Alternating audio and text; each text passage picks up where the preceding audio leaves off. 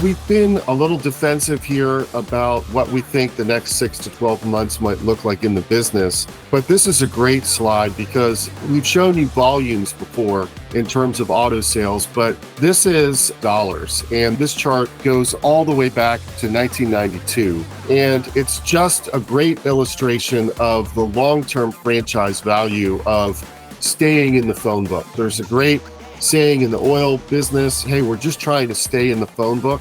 If we can survive some cycles, the long-term franchise will be there. What this chart shows us is that since 1992-ish, the price level has tripled. If you're able to stay in the phone book, the long-term franchise value will be there because there are so many long-term tailwinds to being in the business. There's some population growth tailwinds in this number. There's some inflation tailwinds in this number as well. And auto dealers are a very important part. They're 19% of retail sales in the country. And so there's just a great franchise value if you're able to get the ship through the rough seas. We were at a Ford dealer yesterday, as I mentioned here, in the beautiful state of Michigan. He had said to me, he said, Stephen, I can already feel the shift, and we were here in 2008. We knew what to do. We knew we needed to shift courses, and when everybody pulled back, we put the throttle down. And we're seeing that with our strongest dealers right now. There is, of course, there's mental apprehension. Any of us would feel it, but they're seeing the fact that as long as they follow the consumer, they will be around and will be in a much better position after any possible recession does hit. So the last thing I wanted to say here is it was important for me to hear him talk about the shifts that they made historically, and then basically the fact that they're hearing that parity is really no longer there. He's hearing that, okay, I'm hearing that dealers out east from a Stellantis standpoint.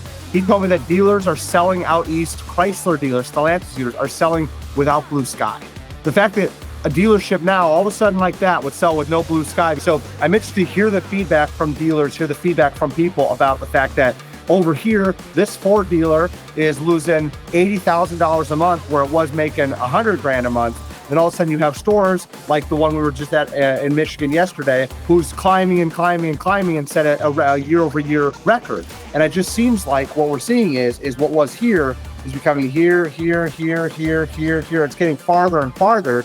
And I just haven't seen that in my time in the automotive space. And so with it really shifting away, what happens is we're starting to organize our information in the future, trying to figure out, okay, regionally, what the hell is going on and why are those certain markets hurting more than other ones? Obviously, we have a chief economist here, James, who will be able to give us plenty of insight going forward. On behalf of my wonderful colleagues, James Sipko and Phil Trebetowski, my name is Steven Dragella. We will see you next month on the Automotive Market Minute. See you.